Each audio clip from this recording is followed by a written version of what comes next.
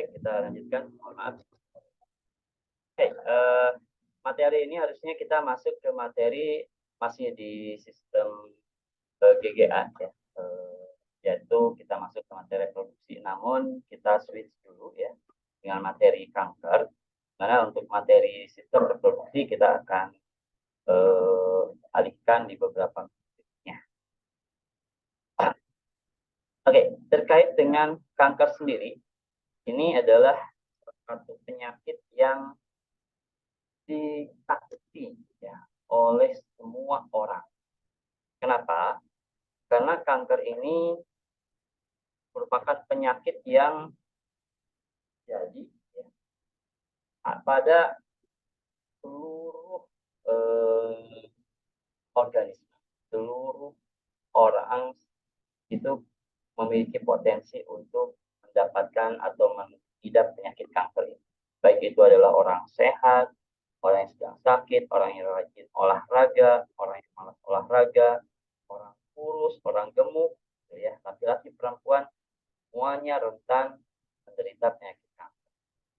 Karena itu penyakit ini memang ditakuti, ya. Dan penyakit ini seringkali menimbulkan kematian. Nah, pada materi hari ini kita akan coba mengulas terkait dengan kira-kira seperti apa sih gitu ya mekanisme terjadinya kanker tersebut. Yang mana ketika kita membahas terkait dengan hal-hal yang mempengaruhi kanker atau menyebabkan terjadinya kanker, maka kita akan melihat adanya potensi-potensi tanaman-tanaman yang bisa digunakan sebagai kanker. Setidaknya kita melakukan upaya untuk pencegahan dan juga pengobatan terkait dengan kanker ini. Oke. Sebelum masuk ke kankernya sendiri, kita akan masuk ke bagian terkecil dari tubuh kita, yaitu sel. Kenapa? Karena kanker ini berhubungan dengan sel. Sel ini adalah struktur dasar penyusun tubuh. Ini saya yakin sudah pernah Anda peroleh di materi perkuliahan, yaitu biologi sel. Mungkin sudah ya. Dan saya rasa materinya sudah bisa Anda pahami. Ini ada di semester 1 kalau nggak salah ya. Di mana tubuh kita ini itu tersusun atas kurang lebih 100 triliun sel. Tubuh kita tersusun atas. Nah, sel ini berbeda-beda karakteristiknya untuk setiap organ dan sebagainya. Dan dari satu organ itu tersusun atas beragam jenis. Di mana sel ini salah satunya ada yang memiliki reseptor. Reseptor ini nantinya akan menjalankan atau akan membantu dalam menjalankan fungsi. Oke, kalau kita perhatikan di dalam sel sendiri itu atas banyak sekali komponen. Nah, di dalam sel itu dari mulai dinding sel itu sendiri, kemudian ada komponen protein, kemudian ada komponen lipid dan lain sebagainya. Nah, yang menjadi perhatian kita yaitu adanya protein. Ya, ini ada yang masuk. Protein ini apa? Protein ini merupakan rantai panjang suatu asam amino. Jadi protein ini tersusun atas asam amino. Dan susunan asam amino dari protein di dalam tubuh kita itu memiliki susunan yang ajeg, ya. Jadi tidak berubah. Nah, bagaimana dampaknya ketika susunan asam amino ini berubah? Ketika susunan asam amino berubah, maka akan mengubah bentuk dan fungsinya.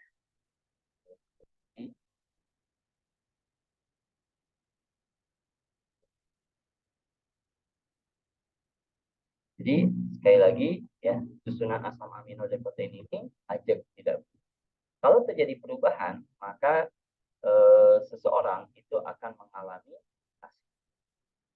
Mutasi ini nantinya akan menyebabkan seorang menderita satu kondisi yang tidak ideal, gitu ya. Dan penderitaannya kita sebut sebagai mutan. Tapi jangan beranggapan bahwa mutan di sini itu adalah mutan seperti halnya superhero ya. Ini beda sekali. Jadi mutasi di sini itu seringkali menimbulkan ketidaknyamanan atau bahkan kerugian. Nah, biasanya mutasi ini bisa terjadi karena adanya faktor tertentu. Dari mulai senyawa kimia, gitu ya, bisa dalam bentuk pestisida, bentuk obat, gitu ya, bahkan radiasi kimia juga ini menyebabkan terjadinya mutasi. Makanya kenapa pada pengujian obat, sebelum obat tersebut itu dikucurkan, digunakan kepada manusia, maka harus dilakukan pengujian namanya adalah mutageni. Jadi apakah si obat-obat tersebut menyebabkan terjadinya perubahan genom. Oke, kemudian salah satu jenis protein yang juga memiliki peranan penting di dalam tubuh kita itu adalah enzim. Tidak semua protein itu adalah enzim, tapi setiap enzim pasti adalah protein. Itu ya, itu yang perlu kita pahami bahwa protein itu banyak jenisnya dan tidak semua protein itu adalah enzim, tapi yang namanya enzim pasti itu adalah protein. Nah, di dalam tubuh kita ini terdapat enzim, yang mana enzim ini merupakan suatu biomolekul yang berfungsi sebagai katalis. Jadi enzim itu dalam tubuh kita itu perannya adalah sebagai katalis. Kita mengenal pada materi sebelumnya ada istilah enzim lipase, ada enzim alfa amilase, ada enzim proteolisis dan sebagainya. Apa itu? Enzim lipase dia akan mengubah lemak menjadi asam lemak dan bisfenol. Tapi si lipasenya sendiri tidak berubah, gitu ya. Jadi lipasenya tetap dalam bentuk lipase, tidak dia akhirnya terurai enggak. Kemudian enzim alfa amilase dia akan mengubah karbohidrat menjadi monosakarida dan alfa amilasenya tetap tidak berubah. Nah, ini yang disebut sebagai katalis. Jadi enzim itu adalah katalis di mana dia akan ikut bereaksi mengubah suatu substrat menjadi bentuk lain, namun dia sendiri tidak berubah. Dia tetap bentuknya aja. Nah, kita ketahui bahwa enzim itu di dalam tubuh kita banyak sekali. Bahkan ada yang mengatakan kurang lebih 3.000-an enzim ada. Dan setiap enzim ini memiliki peranannya masing-masing. Kita sudah bahas juga ada enzim AC, pernah dengar itu ya, angiotensin converting enzyme, di mana dia akan mengkonversi perubahan dari angiotensin 1 ke angiotensin. Nah, otomatis AC ini akan berperan pada homeostasis sistem pembuluh darah. Oke.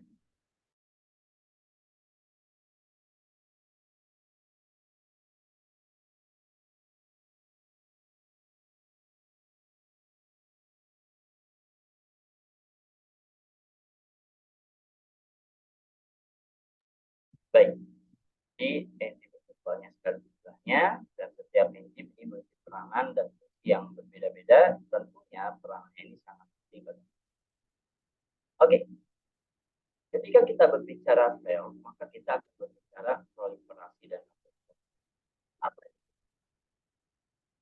Seimbangan jumlah sel dalam tubuh kita itu sebisa mungkin harus dalam kondisi yang homeostatis, di mana tidak boleh tubuh kita itu pertumbuhan selnya itu lebih cepat, gitu ya, sangat cepat dibandingkan dengan apoptosis. Dan tidak boleh juga pertumbuhan sel kita itu pada kondisi normal, apoptosisnya lebih cepat dibandingkan proliferasi.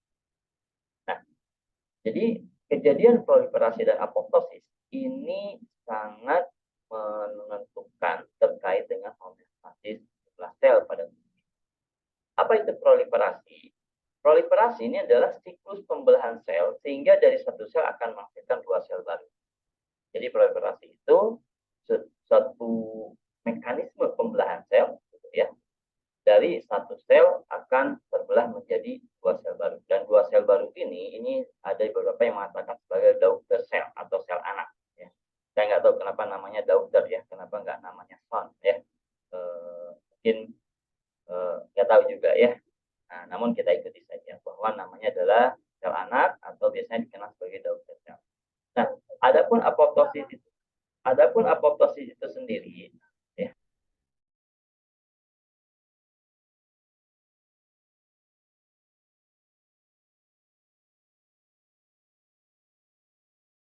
Baik, adapun apoptosis ini adalah kejadian kematian sel yang terjadi secara terprogram. Jadi kalau proliferasi tadi pembelahan sel, nah apoptosis ini adalah kematian sel. Nah, mungkin muncul pertanyaan, kalau proliferasi itu kan dari satu sel berubah jadi dua sel, berarti sel kita menjadi tambah banyak dong.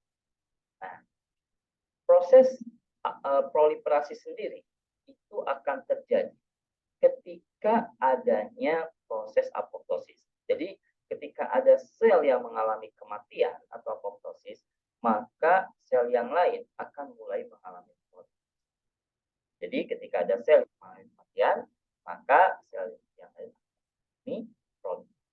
Jadi jumlah selnya akan terus sama, gitu ya. Kenapa? Karena kematian sel itu akan terus sebanding dengan pertumbuhan. Nah, sel yang mengalami apoptosis ini akan mengeluarkan sinyal, di mana sinyal ini kita kenal sebagai growth factor yang akan menginisiasi terjadinya proliferasi. Nanti ada beberapa tayangan yang akan kita coba simak, gitu ya. Di mana di tayangan tersebut akan memperlihatkan terkait dengan terjadinya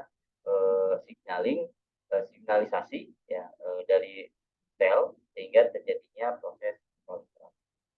Oke, secara umum pertumbuhan sel normal itu dipengaruhi oleh 4 hal itu, yaitu onkogen. Nah, onkogen ini merupakan satu komponen yang menginisiasi proliferasi. Kemudian tumor suppressor gen. Nah, kalau tumor suppressor gen ini adalah satu komponen yang justru menghentikan proliferasi. Kemudian ada repair gen. Ini repair itu berarti istilahnya adalah proliferasi, gitu ya. Dan ada apoptosis. Jadi 4 hal ini yang secara umum akan mengatur pertumbuhan sel yang normal di dalam. Sehingga sel kita tetap dalam kondisi homeostatis. Baik, apa itu onkogen dan tumor suppressor gen? Inilah yang terjadinya proliferasi, apoptosis, dan juga inilah yang nantinya akan menghentikan proses proliferasi. Jadi proses proliferasi itu tidak terjadi secara terus-menerus, ya, satu sel. Jadi si sel itu ketika sudah selesai siklusnya, maka dia harus dihentikan. Nah, tumor suppressor gen ini merupakan gen yang memang berperan menghambat proliferasi. Tujuannya supaya apa? Supaya sel itu tidak melakukan pembelahan secara sendiri. Jadi sel itu melakukan pembelahan atau proliferasi harus didasarkan pada kebutuhan. Kebayang kalau seandainya sel ini dia melakukan proliferasi secara sendiri, maka terjadilah pertumbuhan sel yang tidak terkontrol.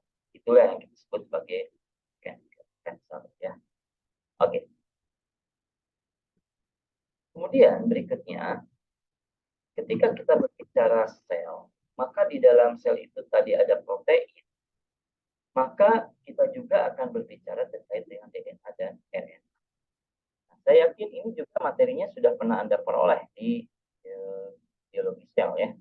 Apa itu DNA dan apa itu RNA. Kita akan coba tinjau ulang sedikit ya terkait dengan materi ini, dan mungkin nanti juga Anda akan melengkapi materi ini di materi terkait dengan detail. Jadi hari ini kalaupun Anda bahasan kita mungkin tidak akan terlalu dalam dan tidak akan terlalu tajam terkait dengan DNA dan RNA. Baik, apabila kita tinjau gitu ya secara mikromolekular dari protein itu sendiri, maka kita akan menemukan adanya urutan asam amino. Jadi tadi protein itu terdiri di mana di dalam asam amino itu terdapat urutan basa nukleotida yang kita kenal sebagai DNA. Dalam istilah biokimia, DNA ini terdiri dari susunan basa nukleotida. Nah, kemudian secara umum apa itu DNA, apa itu RNA? Kalau kita lihat di sini, DNA itu adalah singkatan dari deoksiribonukleotida atau gula ribosa, asam gula ribosa nukleotida yang dia mengalami kehilangan oksigen. Jadi deoksiribonukleik acid. Deoksiribos. Jadi di sini ada gula ribosa. Ya. Jadi gula ribosa itu gula yang membentuk cincin 5 ya, atau pentasiklik. Nah, jadi deoksiribos ini, tapi dia kehilangan oksigen. Jadi di sini dia kehilangan oksigen sehingga dikatakan deoks. Dan ini sifatnya adalah asam. Dan di sini ada nuklei, atau di sini adalah nukleotida. Nah, berarti kalau kita perhatikan di sini, DNA itu terdiri dari apa? Nah, ini terdiri dari ada gula, yaitu kita kenal sebagai ribosa, ada nukleotida, gitu ya, dan satu lagi juga ada jembatan, yaitu jembatan fosfat atau fosfat. Jadi secara umum DNA ini dia tersusun atas 3 komponen, yaitu ada gula, yaitu ribosa, dan kemudian ada nukleotida atau merupakan basa nukleotida, dan juga ada fosfat. Terkait dengan basa nitrogennya, nukleotidanya sendiri ini ada 4 ya, ada adenin, ada sitosin, ada guanin, dan ada. Dan antar basa nitrogen tersebut akan terhubung secara kompleks gitu ya, melalui gula fosfat yang membentuk peptide polimer. Jadi ada fosfat terhubung dengan gula. Oke. Nah, di sini ya,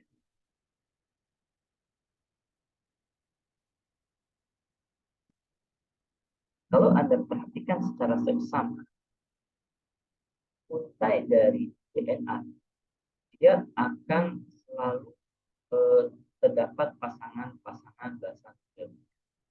Ada basa nitrogen ini antara sitosin ini akan berpasangan dengan dan adenin ini akan berpasangan dengan selalu seperti ini. Dan ini tidak pernah C ini ke T, A, G, C akan ke G, A akan ke. Dan kalau kita perhatikan dari gambar, maka di dalam DNA kita, di basa nitrogen itu dia akan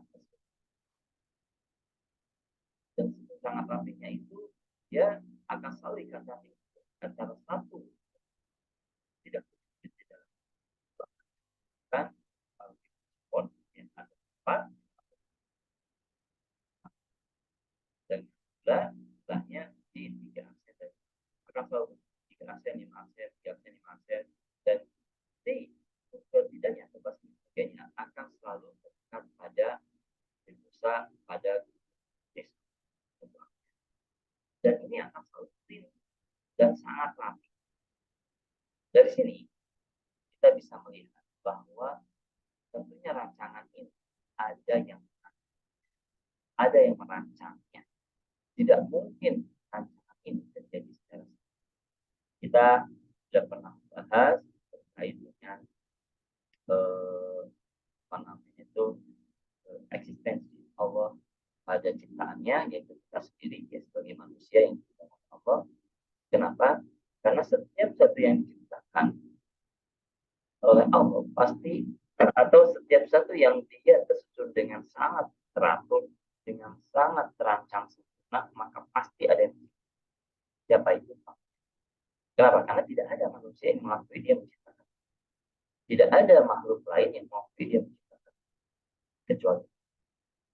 Jadi Allah itu mengatakan wa ma khalaqtul jinna wal insa. Ketika Allah itu menciptakan jin dan manusia. Dan kemudian manusia itu diciptakan dari mana? Banyak gitu ya ayat-ayat yang merumuskan terkait materi.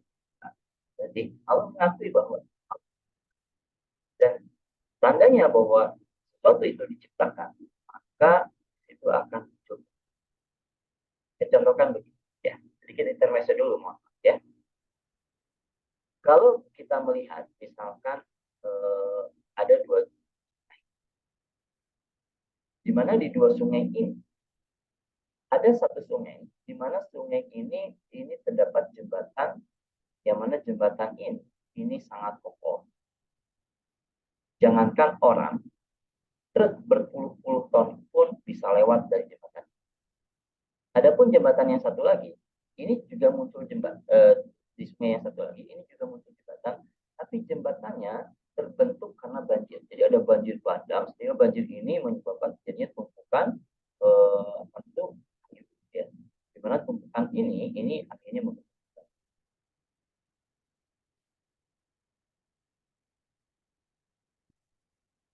Nah, Pertanyaannya adalah, ketika Anda menemukan dua jembatan ini, jembatan mana yang akan Anda mudah terbang? Apakah yang satu? Saya yakin Anda semua akan menjawab, saya akan nyaman menyeberang. Kenapa? Yang pertama, jelas lebih kokoh dan strukturnya lebih stabil dibanding. Yang kedua, jangan takut. Ya, manusia aja udah mau, karena tidak. Nah, ini. Nah, kenapa yang pertama ini stabil, kokoh dan sebagainya? Karena di struktur yang pertama ini pasti dibangun dirancang. Belum dirancang, setelah dirancang, kemudian dipilihkan bahan-bahan terbaik dan kemudian diformulasikan oleh orang teknik sipil dan kemudian oleh para kontraktor bank. Jadi nah, saya yakin juga kalau yang pertama itu, ketika saya katakan yang pertama itu jembatan yang pokok ini terjadi secara simsalabim, jadi secara sendiri, tidak ada yang membuat, pasti ada semua kan. Kenapa tertawa? Atau enggak, jabatan yang pokok itu sering tiba-tiba pasti ada yang membuatnya, ada yang. Nah, kalau dari jembatan saja kita bisa memahami bahwa di sini ada yang membuat, di mana di kita, yang mana di sini ada gen, ada DNA yang sesuai sama luar biasa. Pasti ini ada kan, ada yang bincang, ada yang merencanakan yang sama. Siapa itu?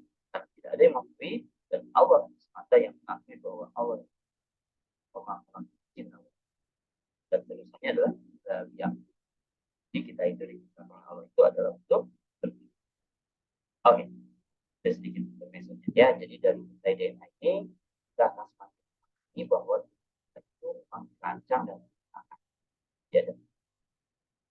Ya, jadi ya, ketika ada orang-orang yang membelokkan teori-teori sains bahwa berarti itu tidak terjadi dengan sendiri. Alam ini dengan sendirinya. Awalnya tidak ada menjadi itu sangat ya. Jadi ke awal-awal itu sangat pasti ada. Oke, saya lihat. Ini adalah gambaran dari pembentukan DNA. Jadi dari pembentukan DNA yang akan menuju pada pembentukan. Jadi ketika kita berbentuk sel, maka kita masih ya, DNA itu yang dibuat tadi dari yang dia di sini ada pompa penyebarannya dan ada basa nitrogen. Basa nitrogen ini tadi ada adenin, ada guanin,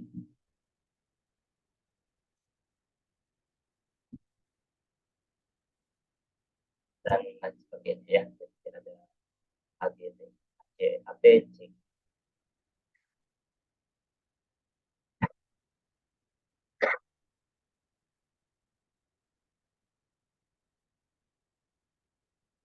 Oke, apa yang kita pahami dari sini? Kalau kita perhatikan, eh, dari ketiga komponen ini, dia akan membentuk suatu nuklir. Dan gugus nukleotida ini kan masing-masing membawa basa nitrogen. Nanti akan tersusun dari satu gugus menjadi yang lain. Nah, ketika tersusun, maka akan terbentuklah ini adalah berupa transkrip atau berupa cetakan.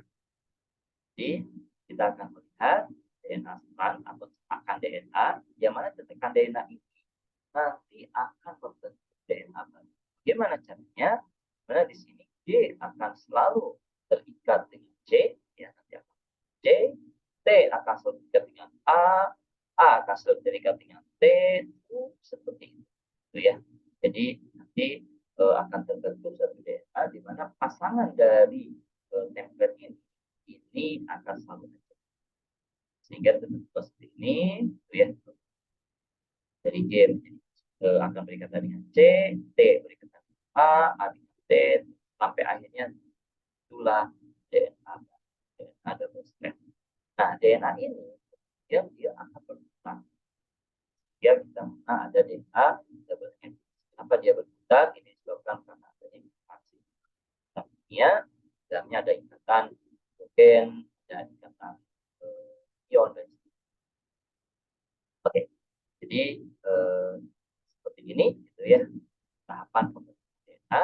Dari pembentukan DNA ini nantinya akan ada pembentukan kalian. DNA ini membawa informasi atau pesan terkait dengan asam amino apa yang nanti akan di mana tadi DNA itu dia akan membawa akan membawa basa nitrogen. Setiap 3 basa nitrogen, 3 ini akan dikonversi menjadi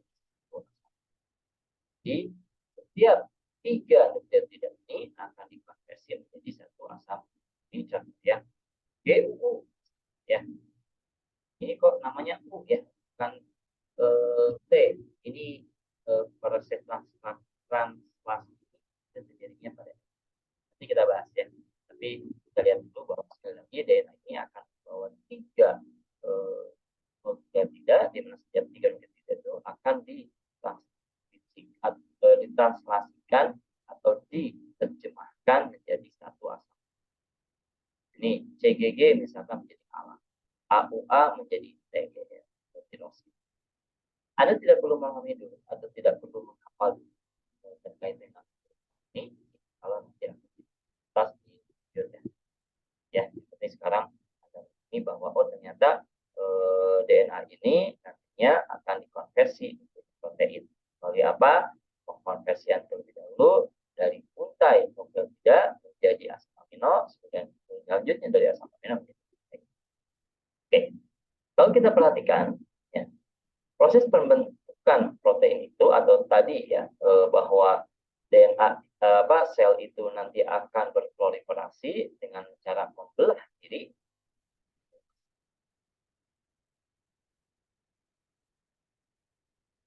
Maka pembelahan diri tersebut itu terjadinya adalah pada level DNA. Jadi diawali dengan apa? DNA ini nanti dia akan terbelah. Dan DNA yang terbelah ini, ya, ini tentunya terjadi setelah tadi terjadinya apoptosis ya. DNA yang terbelah ini akan membentuk 2 template. Nah, di mana template ini nanti akan mengalami proses polimerase. Oh ya, sebelumnya ya, kita lihat di sini.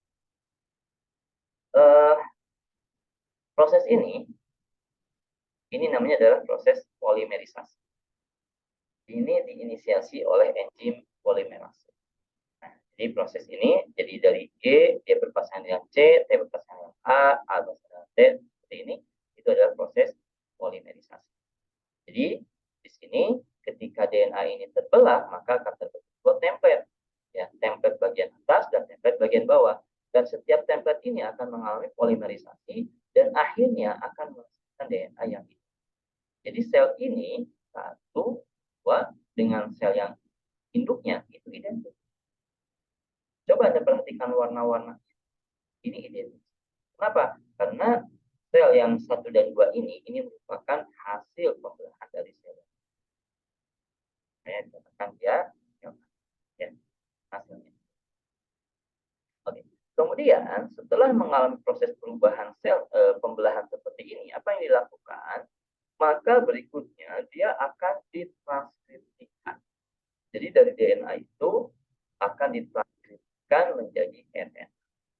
Apa itu RNA? RNA ini singkatan dari ribosa nucleic acid. Jadi RNA itu adalah DNA tapi dia yang tidak kehilangan oksigen pada glukus yang dikatakan sebagai glukus dan perbedaannya adalah pada RNA timin yang ini terdapat di DNA itu diganti dengan uran. Jadi di RNA itu bukan timin, bukan T, tapi uran. Makanya kenapa ketika di sini kita melihatnya ini adalah U, bukan GTT ya. Ini juga AU. Nah, karena di sini adalah RNA. Nah, tadi RNA itu merupakan hasil transkripsi dari DNA. Hasil transkripsi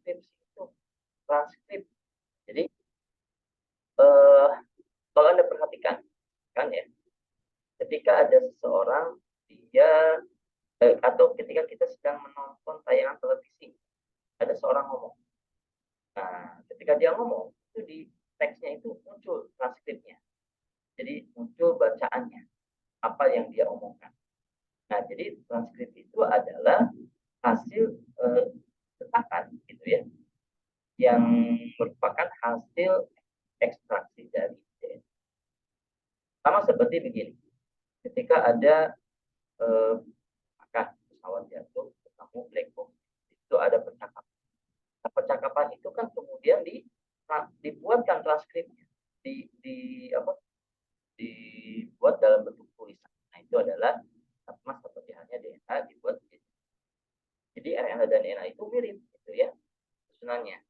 Nah, hanya berubah dari timin jadi urat.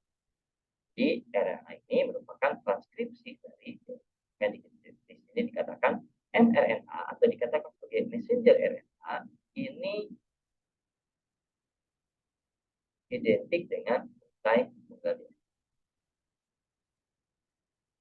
Penyusunnya sama, ada adenin, ada sitosin, ada guanin, dan ada ya.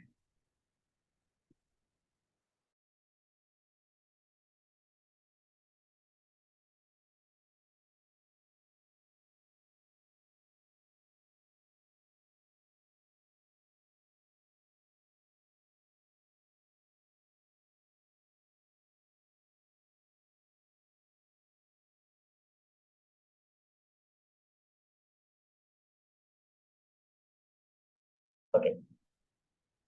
Jadi penyusun RNA itu untuk basa nitrogennya ada adenin, ada sitosin, ada guanin, dan ada uracil.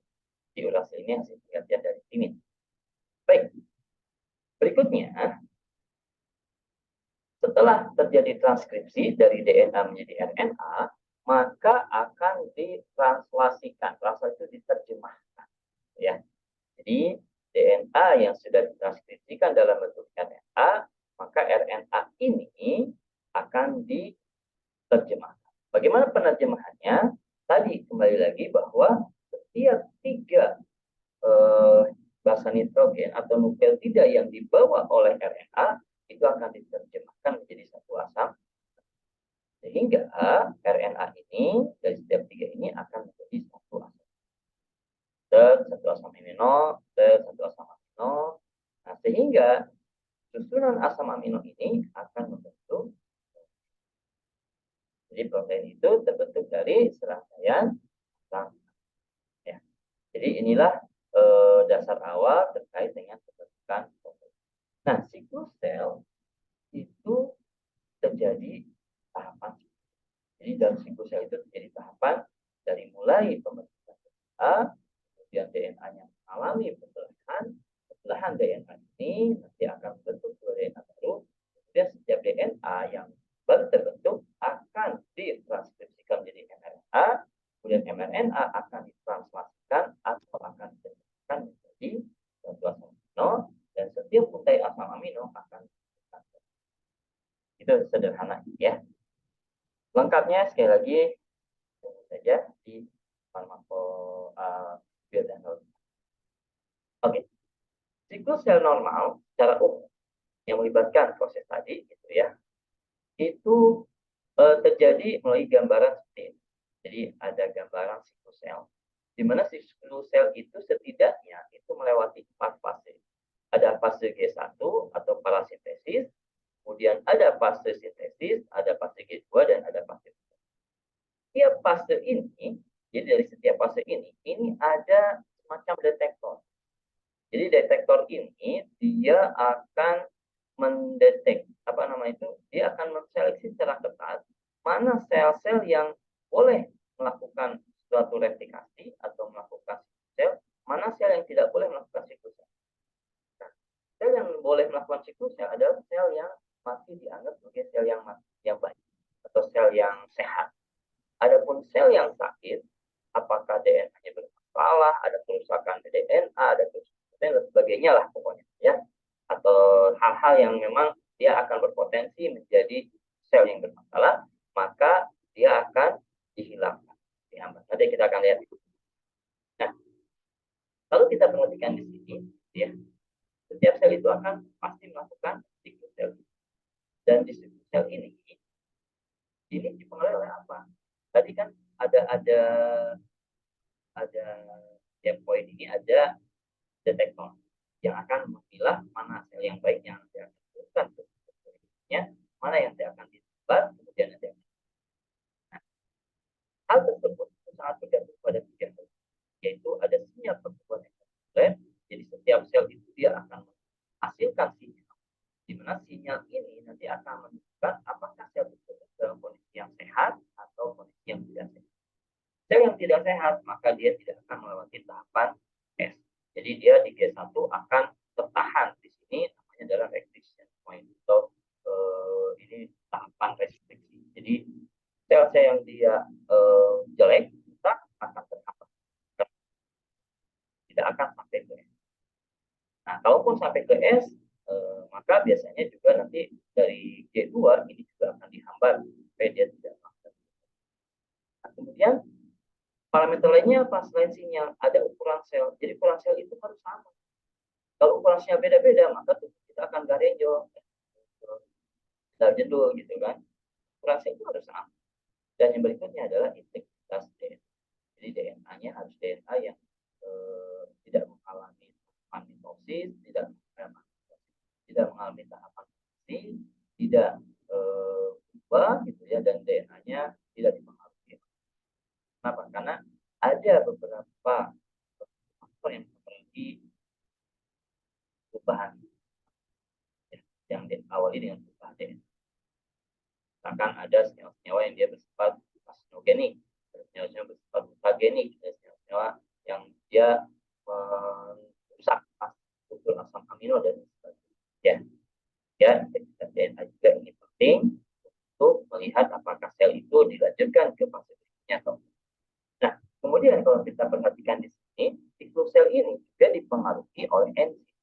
Enzim apa? Yaitu ada CDK, cyclin dependent kinase. Artinya cyclin dependent kinase itu apa? Ini adalah enzim yang sangat bergantung pada siklin.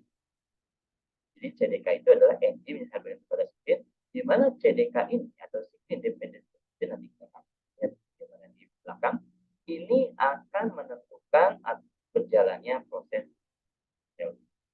Dan CDK ini berbeda-beda. Ada CDK 4, ada CDK 2, CDK 1. Di mana setiap CDK pada setiap tempat itu juga dipengaruhi oleh siklin yang berbeda-beda.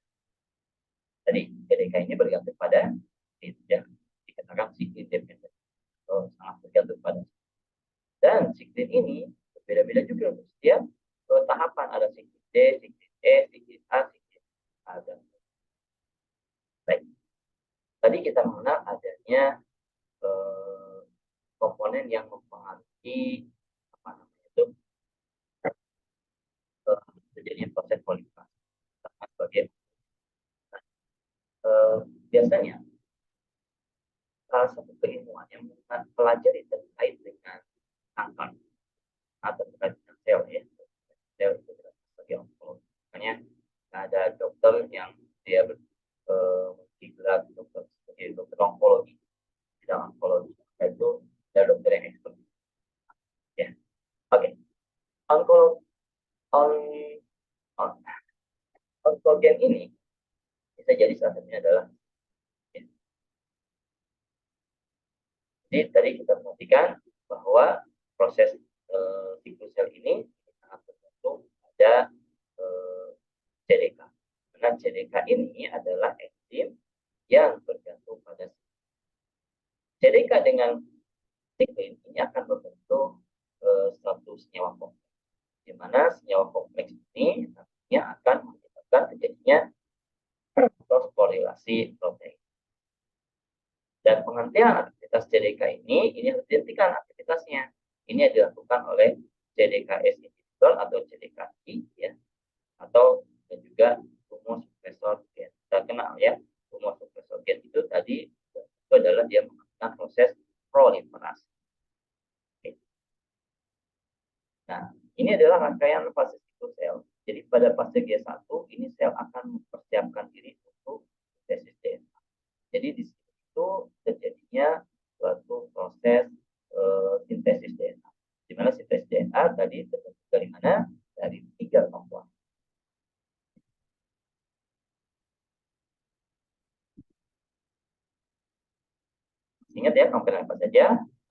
gula glikosa, ada fosfat, dan ada basis hidrogen. Nah, ini akan membentuk nukleotida. Nah, kemudian ketika masuk pada fase S, ini terjadi replikasi DNA. Jadi DNA itu dia akan mengalami replikasi. Ya. Replikasi itu apa? Proses penggandaan. Penggandaannya bagaimana? Tadi DNA itu akan mengalami pembelahan. Pembelahan DNA ini nanti akan menghasilkan template DNA yang disuntik dan kemudian terjadinya proses polimerisasi oleh enzim polimerase sehingga akanlah dua DNA sebagai DNA. Nah, kemudian pada fase G2 ini tadi kan di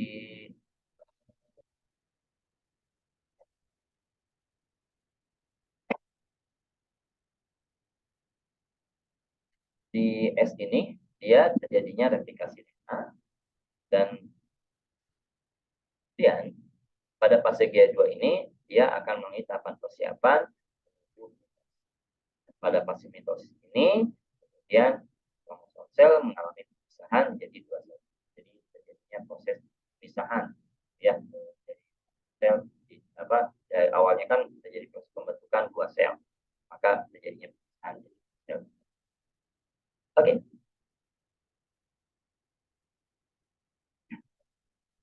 Kalau kita perhatikan tadi saya sampaikan bahwa setiap sel itu dia menghasilkan satu sinyal, ya. Di mana sinyal ini nantinya akan dideteksi oleh suatu detektor apakah si sel tersebut dalam kondisi yang baik atau tidak. Nah, sinyal ini pada fase G1 itu diatur oleh namanya adalah gelombang osilator. Di mana gelombang osilator ini dia di dalamnya meliputi ada aktivator, kemudian ada penguat lock, kemudian juga ada mekanisme penginaktivasi lock otomatis, ada mekanisme pencegah pengaktifan kembali, dan ada stimulator untuk proses osilator. Dan gelombang osilator inilah yang akan menentukan apakah suatu sel nanti akan dilanjutkan dari tahapan G1 ke tahapan S, sintesis DNA, atau dia akan dihambat di sini dan akhirnya dia akan ditentukan tidak bisa melewati tahapan S dan sehingga ketika sel yang dia hanya tertahan di tahapan G1 dia tidak akan berproliferasi dan ujungnya dia akan masuk ke G0 atau dia akan jadi akan dibuang. Nah, satu sel kemungkinan akan tetap berada dalam siklus sel ini tadi, ya. Atau bisa juga dia keluar dari siklus sel, bergantung pada integrasi antara sinyal mulai dari sektor permukaan dan sebagainya, yang mana tadi yang seperti yang saya jelaskan, ketika sel ini secara gelombang osilatornya dia jelek, maka dia akan ditahan, kemudian dia dikeluarkan dari siklus sel. Tapi kalau gelombang osilatornya bagus, maka dia akan dilanjutkan dan masih tetap berada pada kita mengenal di sini ada autogenic growth factor dan ada growth inhibitory factor. Ini adalah hormon-hormon ya atau neurotransmitter yang berperan pada proses pertumbuhan atau pembentukan sel baru dan juga pada proses penghambatan kematian proliferasi. Kegagalan menghentikan siklus sel kanker pada posisi ini ya, dimana ini sel kanker itu kan sel yang rusak sebenarnya, maka dia akan mengalami proses lanjutan sampai akhirnya dia akan berkembang dari satu sel jadi dua sel, dari dua sel menjadi empat sel jadi 8 sel, 16 sel sampai berkembang dan tidak terkembang. Ya. Nah, sel yang tidak cukup memiliki sinyal mitogenik pada fase G1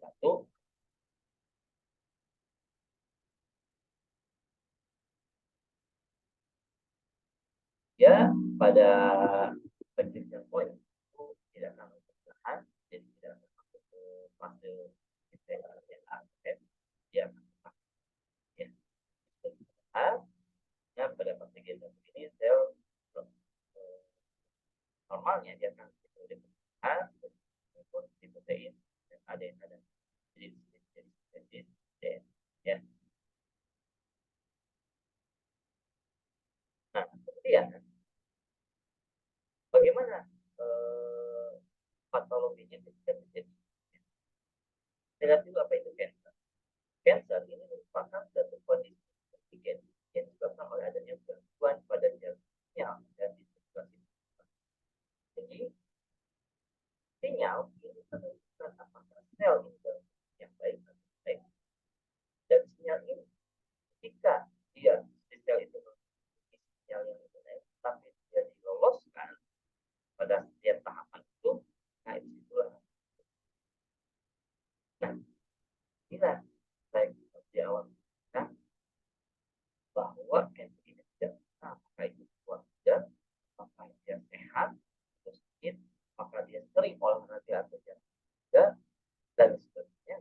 Dia tidak itu jika di tubuhnya itu dia tidak mengenali adanya sel yang rusak, karena sel yang rusak itu dia tidak bergejala, ya, maka ada potensi orang saya, Anda semuanya ada potensi. Jadi pentingnya kita berdiri pada kita kalau dan kemudian mungkin ketika jadi cancer, cara penyembuhannya juga kalau yang tahu bagaimana.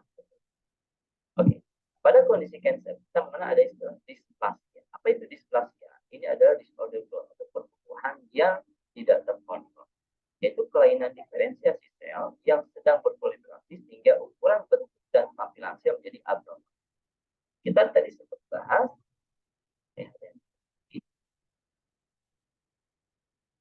Kita tadi sempat bahas bahwa parameter sel salah satunya adalah ukuran sel.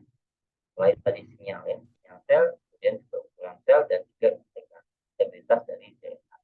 Nah, sel yang dia mengalami disorder growth atau pertumbuhan yang tidak normal, dia akan menjadi sel yang abnormal dari mulai tampilannya, bentuknya, ukurannya, dan sebagainya. Ya, bahkan fungsinya pun tidak.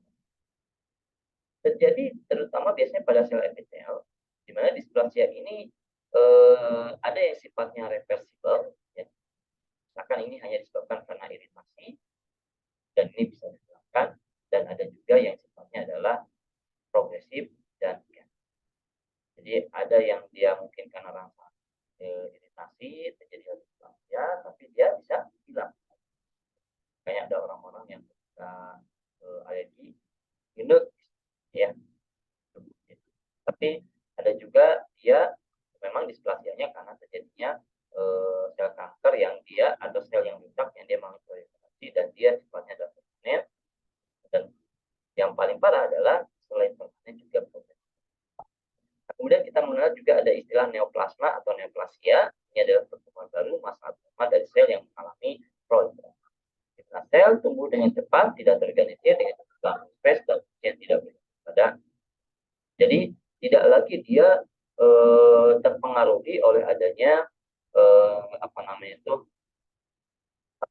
itu terkait dengan onkogenia itu, ya. Jadi dia tidak dipengaruhi oleh adanya tapi sektor dan sebagainya.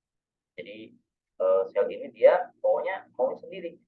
Saya ingin tumbuh terus, itu istilah lain, ya. Sel yang ingin tumbuh terus dan akhirnya menjadi tidak. Oke, di sini ada sedikit gambaran. Nah, ada sedikit gambaran terkait dengan sel itu sendiri, ya.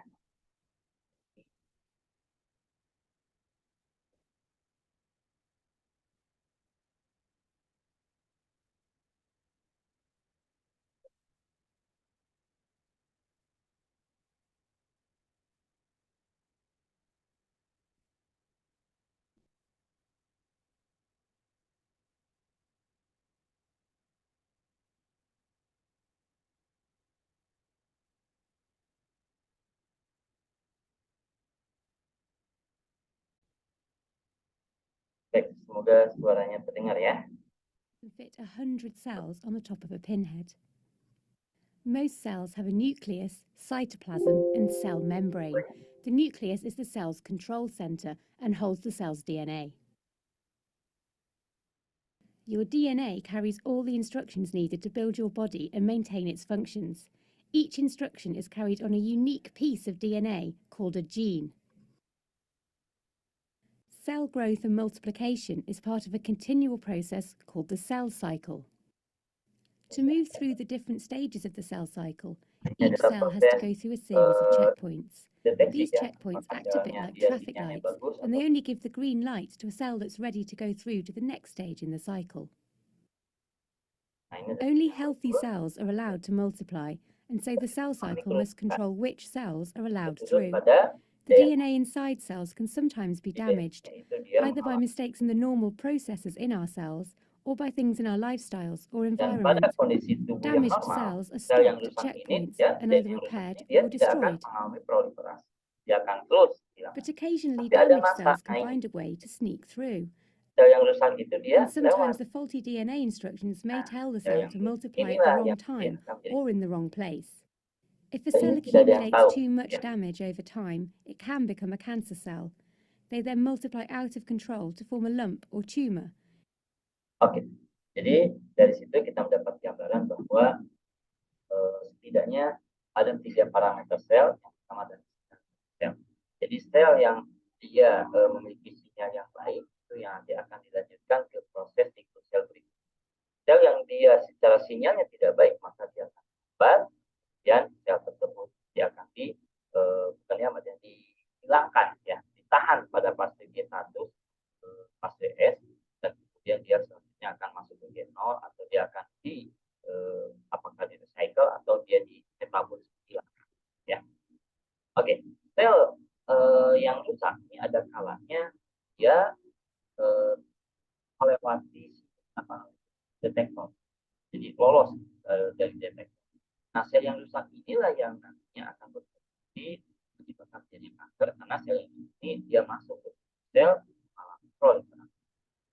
Proliferasi ini akan menghasilkan 2 sel yang rusak, kemudian 2 sel rusak ini akan berkembang menjadi 4 sel yang rusak, kemudian berkembang lagi sekian menjadi. Dan sel yang rusak ini juga secara ukuran, secara bentuk itu tidak terstandar, sehingga terjadilah benjolan. Ya. Jadi pada penderita kanker itu rata-rata gejala awalnya itu adalah. Oke, kita lihat pada tayangan berikutnya ya.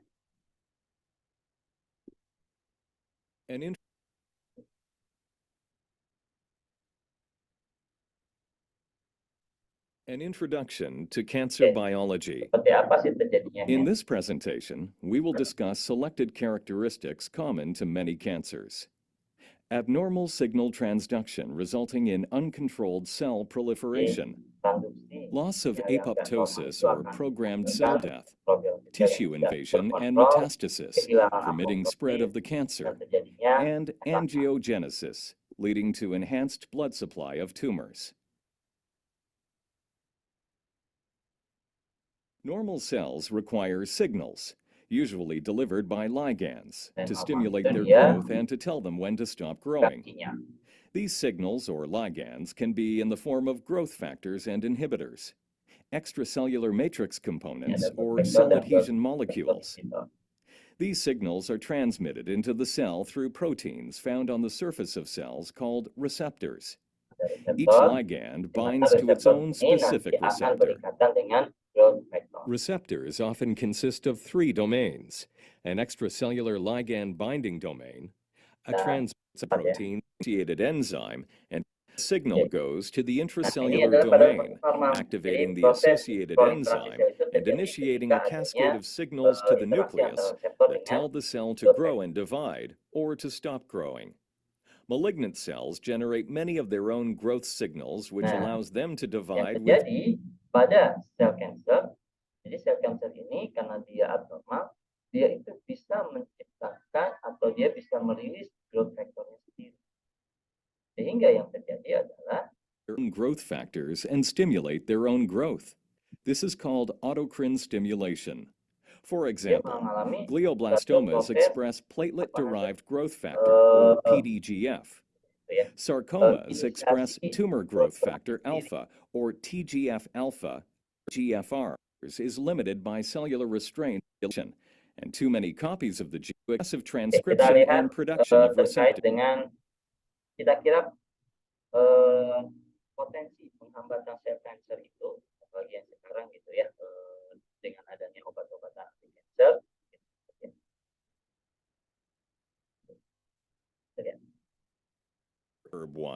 is a member of tyrosine kinases. Breast, colon role in EGFR is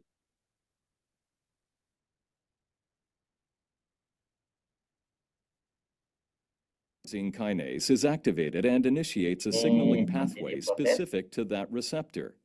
This phenomenon is called signal transduction.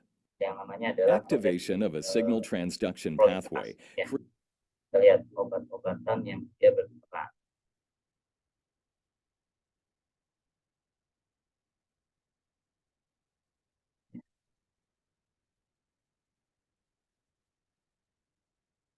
tumor growth. Ligands can be neutralized before they bind to the receptors. An example of this is bevacizumab or Avastin, which is a humanized monoclonal. Dia dihambat, ya, bisa dinetralkan dengan adanya tadi antibodi monoklonal. Ini ada obat namanya adalah bevacizumab. Ada juga biasanya ada orang juga yang dia menggunakan trastuzumab, gitu ya. Dimana fungsinya dia adalah menghambat si ligan ini sehingga ligan ini dia tidak terikat dengan reseptor. Karena ligan ini nantinya akan mensinyalisasi proliferasi sel baru, khususnya pada sel kanker. Jadi ada beberapa obatan yang dia bisa menginhibisi. Nah, ada juga obat-obat lain. Ini adalah cetuximab or Erbitux is an example of this. Dia It is a mencegah chimeric antibody that binds directly to the epidermal growth factor receptor and competitively inhibits the binding of EGF and other ligands, such as TGF-alpha. Oke. Nah, jadi kita melihat ada dua mekanisme ya dari metode pengobatan kanker, di mana ada yang dia mengikat ligannya supaya ligannya tidak terikat dengan reseptor, ada yang justru menghambat reseptornya. Jadi reseptornya ditutup dengan si obat tersebut sehingga ligan itu tidak atau growth factor tidak berikatan dengan. Namun permasalahan munculnya adalah terjadinya ketidakseleksian, ya, tidak selektifan proses dari pengikatan. Jadi sel yang dianggap dia pertumbuhannya cepat, maka dia yang juga ikut terhambat. Makanya kenapa pada penderita kanker ketika dia menggunakan obat-obatan anti kanker, maka yang terjadi adalah kerontokan rambut. Yang terjadi adalah kulit yang mengelupas terlalu cepat. Kenapa? Karena di situ sel rambut, ya, kemudian sel kulit itu kan pertumbuhannya cepat, dan sel yang bertumbuh cepat ini itu dianggap oleh obat sebagai sel kanker. Makanya kenapa itu ya ini sel obat-obatan anti kanker itu masih rata-rata belum selektif hanya membunuh sel kanker saja, gitu ya. Oke, kita lanjutkan. Ini terkait dengan or programmed cell death is one of the mechanisms. Nah, kita lihat di sini bahwa proliferasi dengan apoptosis ini memiliki peranan penting pada proses homeostasis, di mana proliferasi ini akan menghasilkan dari satu sel menjadi dua sel baru, sedangkan dua sel baru ini atau proliferasi ini baru terjadi setelah terjadinya kematian sel atau apoptosis. Di mana apoptosis ini adalah proses kematian sel yang terproses.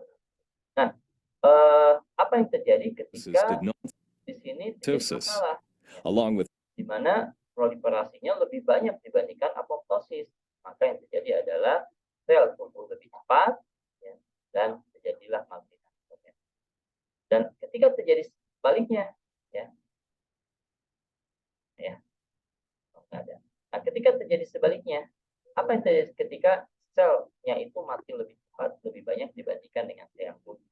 Maka di sini terjadilah penyakit-penyakit degeneratif atau penyakit-penyakit di mana selnya mengalami kerusakan. Oke, kita lanjut. Ada satu tayangan terakhir sebelum kita masuk ke materi. Ya. Ini terkait dengan normal cells grow in a controlled manner, specific disseminate, break off from the main tumor, enter the bloodstream and or lymphatic channels, and travel. Ketika ada sel yang rusak atau sel tumor yang matinan ini, maka sel ini dia akan mengirimkan messenger atau suatu sinyal neurotransmitter itu ke pembuluh darah, dan dari pembuluh darah itu akan diedarkan ke tubuh. Inilah yang menjadi dasar kenapa ketika seorang menderita kanker di satu lokasi, maka akan ada potensi tumbuhnya kanker di lokasi yang lain. Kenapa? Karena tumor ini dia akan menggunakan bloodstream and or lymphatic channels dia akan and travel to menggunakan other parts of the body to suatu initiate a new messenger tumor. ke pembuluh darah. Their Kemudian ability oleh to pembuluh darah invade dia eventually affects the function of the normal tissue into which they are growing. Metastatic motions. Nah, Tumors kenapa ketika seorang menderita kanker, maka dia biasanya akan muncul di tempat-tempat yang lain. Ya, oke, kita lanjutkan.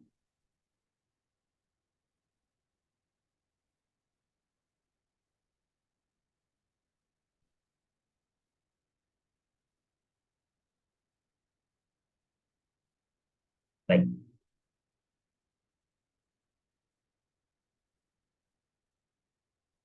Jadi berdasarkan yang video kita bisa lihat bahwa sel normal ya, akan menjalankan regularitasnya dalam rangka mempertahankan menstruasi. Jadi menstruasinya itu tadi sel normal itu selalu akan memberikan sinyal yang bagus. Dan itu tandanya ya ketika sinyal bagus ini maka sel itu akan masuk ke siklus. Tapi ketika sinyalnya nggak bagus, maka sel tersebut akan tertahan di sel. Nah, kemudian ini adalah patologi terjadinya neoplasma atau sel kanker. Jadi dalam kondisi normal, pembelahan, proliferasi, dan diferensi sel itu dikontrol secara jadi adanya keseimbangan antara proliferasi dengan kematian sel. Sel tidak boleh mengalami proliferasi pada sel lain yang mati. Nah, pembelahan selular ini hanya diaktifkan bila selnya mati. Kemudian, ketika faktor ini terjadi, di mana faktor ini atau faktor ini akan berikatan dengan reseptor sehingga akan mensinyalisasi terkait dengan proliferasi, dan ketika ini terganggu, di mana ada beberapa sel kanker yang dia bisa mensinyalisasi sendiri ya secara otonom sehingga menyebabkan terjadinya gangguan, maka sebelum ada sel yang mati, sel itu sudah mengalami proliferasi sehingga sel itu akan tumbuh secara tidak dikontrol dan tidak. Ini adalah contoh-contoh displasia. Kita bisa membandingkan antara gambaran sel yang normal dengan sel yang mengalami displasia atau mengalami kelainan. Ya, jadi di sini dari susunannya sendiri ini mengalami banyak perubahan dan ini dikatakan sebagai sel yang. Dan ini adalah kondisi sel yang normal dan ini adalah sel yang mengalami. Jadi kelihatan gitu ya dan juga ini menjadi tidak. Dan ini juga terlihat juga gambaran lain ya antara sel yang normal dengan sel yang dia mengalami kanker. Jadi dari struktur selnya sendiri. Nah, secara klasifikasi ya, tumor sendiri menjadi tiga. Ada tumor jinak, ada tumor dan ada tumor invertebrate. Apa bedanya? Kalau tumor jinak ini sebagai kanker. Nah, tumor jinak ini sama ada tumor yang abnormal, namun pertumbuhannya sangat lambat, bahkan dapat tetap artinya tidak bertambah ukurannya berbulan-bulan bahkan. Kita kenal contoh tumornya ini adalah kecil, ya. Nah, di mana tumor jinak ini dia tidak bersifat infiltratif dan juga tidak menyebar dan dia hanya terlokal. Jadi ada gambaran bahwa tumor itu dia akan mengeluarkan messenger kan ke dalam pembuluh darah sehingga dia akan menyebar ke tempat-tempat yang lain. Tapi untuk tumor jinak dia tidak, dia itu hanya terlokalisir di satu wilayah saja. Kemudian ada tumor ganas. Nah ini lawannya dari jadi kalau tumor ganas banyak cepat, gitu ya. Bahkan dalam 1 bulan yang awalnya dia misalkan sel jadi sel ya, dan sifatnya infiltrasi. Jadi dia itu bisa menyebarkan messenger supaya akhirnya di tempat-tempat lain itu sel yang sama dengan sel. Jadi dia bisa menyebar dengan pola penyebaran yang tidak sama. Dia tidak di cancer di satu bagian dia menderita cancer juga menyebabkan kerusakan jaringan. Jadi selain infiltratif, tumor ini juga menyebabkan kerusakan jaringan. Kalau dia terjadi di paru-paru, maka paru-paru yang jadi. Kenapa? Karena selnya mengalami kerusakan. Di mana sel tersebut itu kan terdiri dari DNA, dari nukleus sama. Kita pernah membahas dulu bahwa setiap organ tubuh kita itu disisipi satu perintah-perintah sel. Nah, ketika si selnya itu rusak, susunan asam amino menjadi tidak karuan, maka perintah spesifik yang disebutkan pada sel-sel itu akhirnya juga berubah. Makanya kenapa akhirnya ketika ada seorang menderita gangguan paru, misalkan ya, atau kanker paru, maka paru-parunya tidak bekerja. Ketika seorang mengalami kanker di bagian hepat, ya, maka hepatnya tidak bekerja. Nah, inilah sebagai tumor. Dan ada satu lagi adalah tumor intermediate. Nah, kalau intermediate ini gabungan dari tumor dan tumor ganas. Nah, tumor ganas itu kita sebut sebagai cancer. Kalau intermediate dia tidak disebut cancer karena dia sifatnya lokal. Tapi meskipun lokal, tumor ini dia bersifat destruktif. Jadi dia bisa merusak komponen sel, dia juga bisa merusak fungsi dari sel. Ini secara umum terjadinya cancer ya. Kalau kita lihat dari sudut pandang lahiriahnya. Ya, kalau tadi kan kita melihat siklus sel itu dilihat dari mikromolekuler. Nah, sekarang dari sudut pandang lahiriahnya ada 3 kemungkinan penyebab terjadinya kanker. Pertama adalah ada aspek genetik.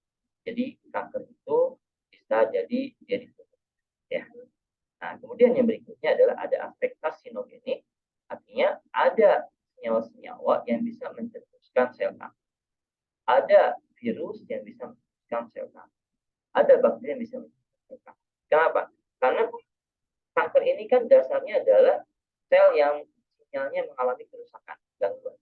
Nah, gangguan sinyal ini kan faktornya banyak. Bisa jadi karena kita kemasukan racun, jadi kemasukan banyak pestisida, kemasukan banyak bahan awet, kemasukan banyak bahan-bahan yang biasanya adalah kimiawi, yang yang ini bisa mengubah kita, atau juga disebabkan karena adanya radiasi. Radiasi ini menyebabkan kerusakan genetik. Nah, itu juga sebagai aspek karsinogen. Karena kenapa? Ketika pengujian obat, satu yang diuji adalah efek karsinogen. Kemudian yang berikutnya adalah lingkungan dan gaya hidup. Mana lingkungan gaya hidup itu sangat mempengaruhi dari mulai kebersihan lingkungan, terlalu banyaknya polusi udara yang menyebabkan polusi dan banyak kita bahkan dia menjadikan gennya. Oke, awal mulanya munculnya kanker ya. Pertama adanya overekspresi dari reseptor yang menyebabkan terjadinya signal terjadinya secara independen. Tadi reseptor itu kan akan berikatan dengan growth factor. Nah, di mana ketika ikatan reseptor dengan growth factor ini yang akan memberikan sinyal terkait dengan proliferasi. Dan ada sel, yaitu sel kanker, yang mana sel ini dia bisa melakukan inisiasi reseptornya sendiri dengan growth factornya sendiri. Jadi dia bisa merilis sendiri growth factornya, dia bisa melakukan inisiasi reseptornya sendiri. Nah, ini yang memungkinkan terjadinya signalisasi yang secara independen yang memutuskan sel kanker. Berikutnya adanya perubahan pada struktur reseptor yang juga menyebabkan terjadinya aktivasi ligan secara independen. Jadi si reseptornya itu terjadi bukan kerusakannya, tapi ya ada perubahan lah. Sehingga si reseptor ini dia tersinyalisasi terus, ya, teraktivasi terus. Reseptor yang teraktivasi inilah yang nantinya akan menuju proliferasi yang terjadi. Ini akan menyebabkan terjadinya transduksi sinyal terus sehingga terjadilah proliferasi. Dan menyebabkan terjadi proliferasi berlebihan sehingga terjadi ketidakseimbangan antara proliferasi dengan proses pertumbuhan sel kanker sendiri. Ini ada fase klinik, fase klinik, dan ada fase total. Anda bisa lihat sendiri. Dan ini adalah gambaran metode kemoterapi, di mana metode kemoterapi itu tadi dia ada mekanisme yang menghambat ligan. Jadi ligan itu dikunci dengan obat sehingga dia tidak berikan reseptor. Ada juga yang dia menutup reseptornya, jadi obat-obatan yang dia menutup reseptornya sehingga dia tidak bisa mengikat atau tidak bisa mengikat reflektor. Nah, namun permasalahannya adalah proses tersebut terjadi secara tidak selektif. Artinya, ketika ada sel-sel yang dia temukan cepat, nah itu kan sel cepat itu kan dia akan mengeluarkan ligan, mengeluarkan growth factor juga ini juga akan dihambat oleh sel cancer. Nah, kenapa ketika sel cancer tadi bisa mengalami pembotakan, bisa mengalami kulit kering dan sebagainya. Ya. Nah, kemudian berikutnya adalah treatment cancer. Ini adalah contoh-contohnya. Treatment abang ya, obat-obatan baik bahan alam maupun yang biasa digunakan pada. Nah, sel yang rusak penyebabnya salah satunya adalah ini yang paling sering teridentifikasi dan ini yang paling sering dikorelasikan dengan beragam penyakit. Kita sudah membahas di sistem kardiovaskular salah satu penyebabnya adalah ROS. Kita membahas juga di sistem renal salah satu penyebabnya adalah. Kita membahas juga kemarin itu di diabetes mellitus salah satu penyebabnya adalah.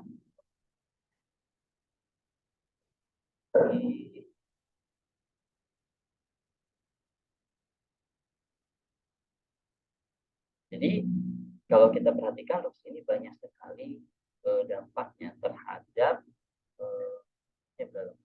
Tapi bukan ROS-nya sebenarnya, tapi kelebihan ROS. Dimana kelebihan ROS ini akan menyebabkan namanya adalah stres oksidatif. Nah, stres oksidatif inilah yang sebenarnya memberikan dampak bagi yang munculnya berbagai jenisnya.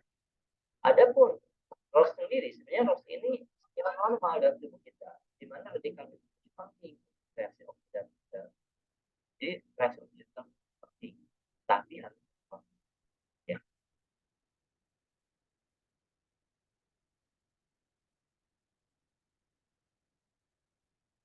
Kalau kita perhatikan, jadi secara simpulan, tanaman-tanaman yang bagaimana yang sebetulnya bisa kita gunakan pada kita. Tadi sebenarnya ada mungkin beberapa kita bisa lihat ya, tanaman apa yang bisa digunakan pada terapi kanker.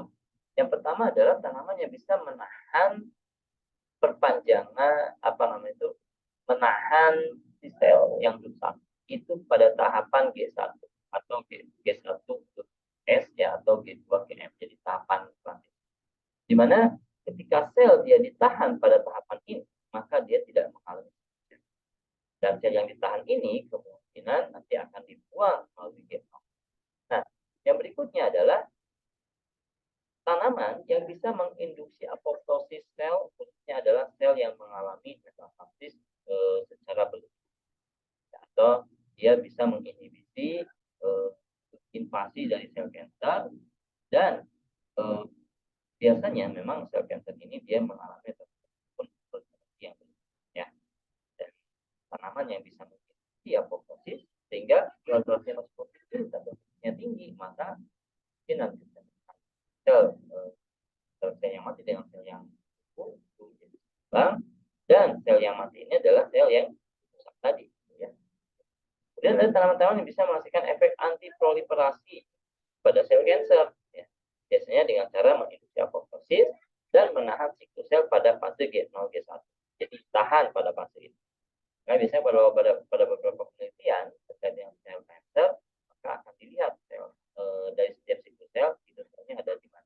Kalau selnya lebih banyaknya di G0 G1 berarti dia selnya tahan. Lanjutkan ke kemudian meningkatkan ekspresi inhibitor cyclin dependent atau CDKI ya. Nah, cyclin dependent inhibitor ini dia akan menghambat terjadinya pembentukan kompleks antara cyclin dengan CDKI. Kita tahu ya bahwa setiap siklus sel itu dia akan dipelopori atau dikatalis dengan adanya enzim CDKI. Jadi ketika CDKI ini dihambat, maka ada pembentukan.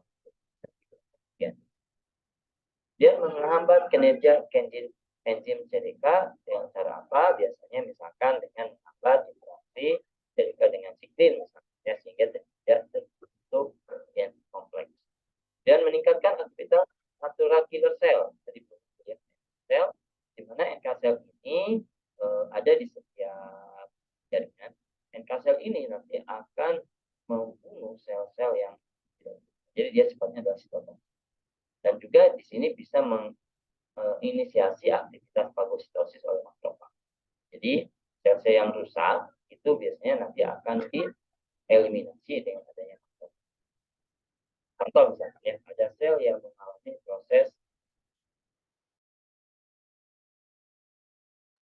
yang mengalami proses kerusakan, misalkan terjadinya oksidasi. Sel yang teroksidasi ini kemudian akan difagositosis. Cuman kalau oksidasinya terjadinya di arteri, ini menjadi masalah ya, kalau sudah kita bahas ya. Karena dia akan memicu terjadinya penumpukan sel pada arteri sehingga penumpukan sel rusak pada arteri sehingga menyebabkan aterosklerosis. Nah, kalau di sini sel yang rusak itu memang karena sel yang kemudian berpotensi menyebabkan kanker sehingga adanya fagositosis makrofag ini karena bisa menurunkan. Ini adalah contoh-contoh senyawa yang dia bisa berperan sebagai antioksidan, artinya dia bisa meredam radikal bebas yang ya. Ada vitamin C, ada bisphenol, ada beta karoten, ada flavonoid yang jenis diazein, ada quercetin dan sebagainya. Sehingga ketika ada tanaman-tanaman yang mengandung senyawa-senyawa ini, maka bisa dipotensikan senyawa tersebut sebagai anti kanker. Gitu. Jadi ini ada contoh ya tanaman-tanaman yang kita temukan yang sekiranya dia memiliki kandungan senyawa-senyawa yang tadi muncul, dan juga tanaman ini secara penelitian dia bisa menghambat pembentukan sel kanker. Nah, biasanya pengujian anti kanker itu dilakukan secara in vitro. Sekarang itu sudah mulai ramai ya. Jadi pengujian in vitro atau kita kenal sebagai MTT assay itu dia menggunakan cell line. Apa itu cell line? Kita lihat ya.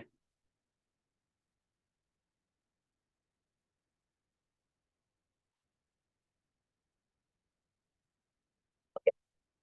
Kalau kita perhatikan ini juga ada Arnica montana. Arnica montana ini juga dia mengandung senyawa-senyawa yang dipotensikan dia sebagai anti kanker. Dan ini pengujiannya terhadap human small cell lung carcinoma. Ini adalah sebuah sel line. Apa itu sel line? Sel line ini adalah sel yang diekstraksi dari sel normal. Jadi sel line ini adalah sel yang diekstraksi dari sel normal organisme atau makhluk hidup. Contoh, ada seseorang dia misalkan ya, seorang ini dia menderita kanker. Nah, maka sel-sel kanker itu dia isolasi sampai ketemuan sel lain.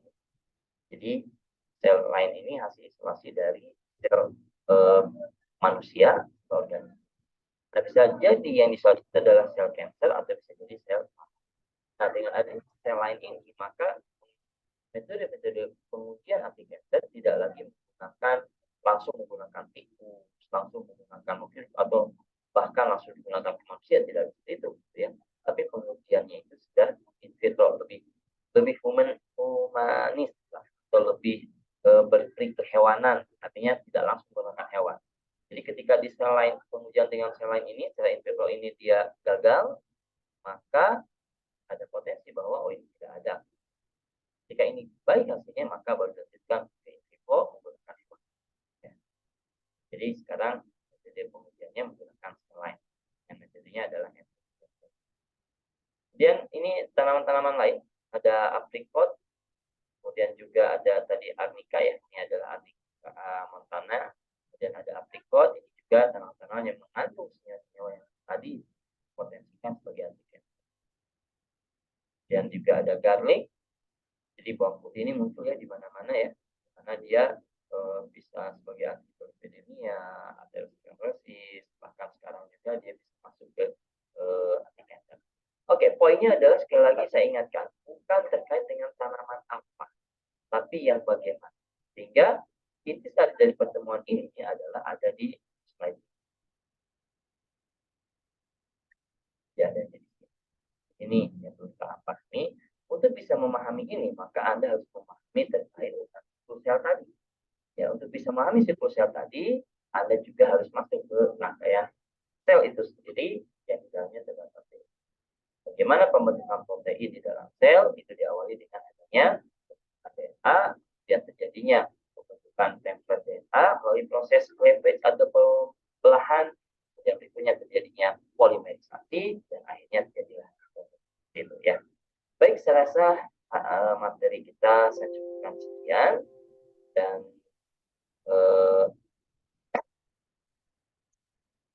minggu depan mungkin insya Allah kita akan coba lakukan ya. Dan untuk pertanyaan seperti biasa silahkan Anda simpan di kuliah. Kalau mungkin minggu depan ya kita akan ada terkait dengan materi yang sudah kita. Baik, itu saya rasa yang bisa kita bahas ini. Mari kita tutup dan depan Anda bersama-sama. Alhamdulillahirrahmanirrahim. Assalamualaikum warahmatullahi wabarakatuh.